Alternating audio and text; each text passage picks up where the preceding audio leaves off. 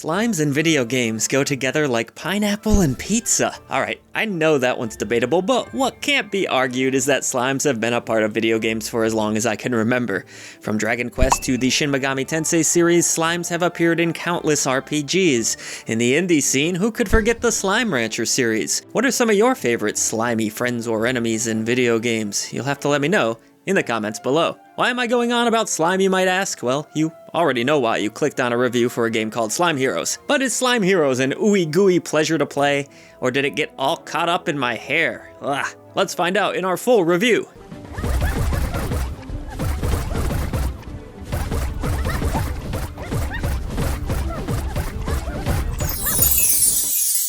Real quick, don't get stuck watching slimy gaming coverage courtesy of the Echo Chamber. Slide over to patreon.com/idreamofindiegames and gain Discord access, early ad-free shows, shoutouts at the end of every video we produce, a new podcast 3 days early, but best of all, you'll be supporting indie visibility. Your new indie gaming community is waiting for you.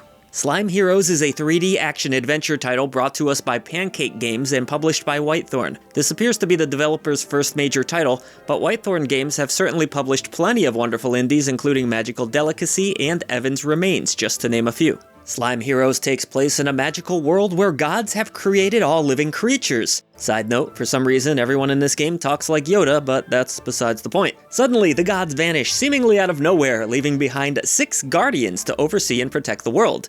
And for a while, they do just that. But you know where this is going. The piece comes to an end when little slimes somehow manage to royally tick off the Fire Guardian, who annihilates all but one surviving slime. Against all odds, he rises from the goo, meets the Protector, and becomes the hero of our game. Look, the story in Slime Heroes isn't particularly compelling, that's probably not a surprise, but it didn't need to be. Yet for some reason, the developers are convinced otherwise. The game bombards you with senseless lore, subjects you to long, boring stretches of dialogue, and ultimately, for as cute as it could have been, it becomes an annoyance you'll tune out within the first 20 minutes of gameplay. There was potential here for a really cute narrative, but instead you get a bunch of mumbo-jumbo about gods and guardians that feels far too serious for something that strives to be adorable. Plot issues aside, as long as a game is fun to play, gamers can typically overlook narrative shortcomings. However, gameplay is perhaps where Slime Heroes struggles the most. Essentially, what we have here is a 3D action game with light RPG elements that can be played in either local or online co-op. The game features overworld exploration, combat, and dungeons full of puzzles across its varied landscapes. Things start out cute and innocently enough as you're prompted to create a slime. The slime creator, as I'll now call it, merely involves cosmetic changes, so don't expect anything too deep here or any classes to choose between.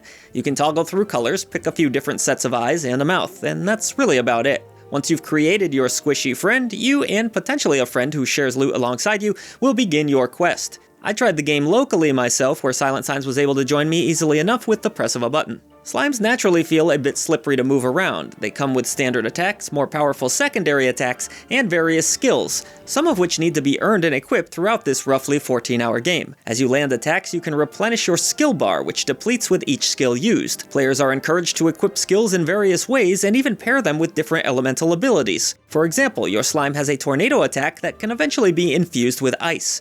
Skills aren't the only thing you can equip either. You'll also unlock new hats, which come with different perks, and weapons that vary in range and the amount of damage they dish out. Leveling up your slimes is a fairly straightforward process. As you defeat foes, you'll collect currency that can be spent to improve your speed, attack, energy, and magic. It's a basic leveling system with no real hidden surprises. All of that sounds well and good until you actually encounter enemies and discover that the combat doesn't feel particularly fluid, impactful, or enjoyable to engage with. Skill attacks are boring, enemies are spongy and annoying to kill, and the dodge mechanic isn't particularly great either. Enemies are often overly aggressive, especially when hurling projectiles in your path. I took enough cheap hits and became so frustrated at one point that I had to adjust the accessibility options to take a bit less damage, which mercifully is an option.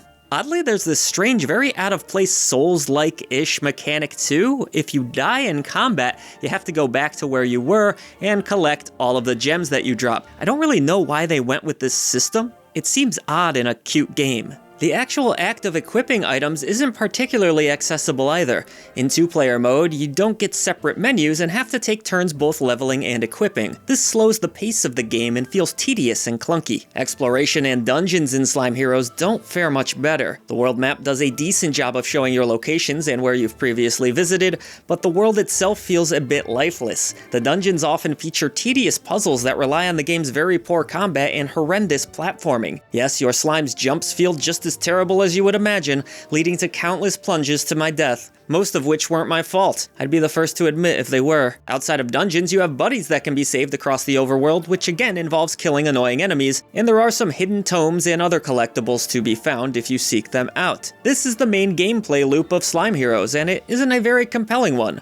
While playing with a friend makes it somewhat more tolerable, it's simply not a very fun game to play, to put it bluntly. So obviously, Slime Heroes doesn't play very well, and unfortunately, it's not a great looking title either. Low-res textures stick out like an oversized sombrero, and the environments just aren't very interesting to look at. You have your generic forests and fire worlds, but really, everything, even down to the enemy designs, looks blah and made on a pretty tight budget. The slimes, however, are admittedly cute, at least when you can see them, and they do make some pretty adorable sounds. Outside of that, there's just nothing all that interesting here visually. But on the subject of sound, yes, the slimes do make some very cute squeaks, and the sound design in general isn't bad at all. There are some decent orchestrated pieces throughout the game, and overall the sound team has done a nice job of making the game sound sweet and squishy.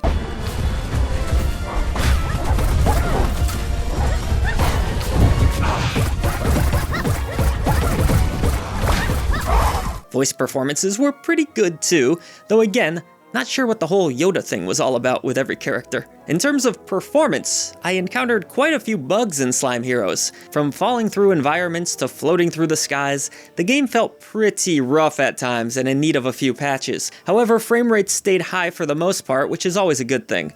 On Steam Deck, you'll take both a visual and frame rate hit, but for what it's worth, the game was somewhat functional on Valve's handheld. Personally, I can't fully recommend playing this way because it makes an already bad-looking title even worse looking, really quite blurry on the Steam Deck, kinda disappointing there. I was really excited for Slime Heroes, but recommending it right now is like trying to sell ice cream cones during a winter storm. The combat is as smooth as a porcupine, the platforming is a comedy of errors, and the puzzles are poorly designed, with exploration as exciting as watching the Golf Channel. It's a game that looks cute on the exterior, but beneath the adorable gooey shell, it's a hot goopy mess. There are definitely more thrilling ways to spend 14 hours, like watching the grass grow, but if you absolutely must have this game for some inexplicable reason, I'd suggest waiting for a sale, a very steep sale. Here at I Dream of Indie Games, we believe that games are so much more than a number, which is why we have our 3 Genie Lamp tier system. A bronze lamp represents a good game with quite a few issues, a silver lamp is for a great game with just a few small nagging issues, and the elusive golden Genie Lamp of approval is for those essential indie games that belong in your collection. We also have the Rusty Lantern for mediocre titles, and then there's the dreaded Indie Krampus for the titles you need to avoid.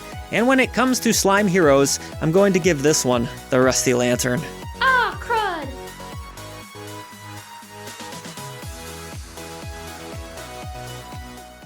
For far too long, you, the gamer, have been denied honest gaming coverage. Indie developers and publishers have lost their voice, but no longer. Like the video, subscribe to the channel, and head over to patreon.com/idreamofindiegames to join this epic campaign for indie visibility. The echo chamber trembles as our message grows louder. Voice to the voiceless.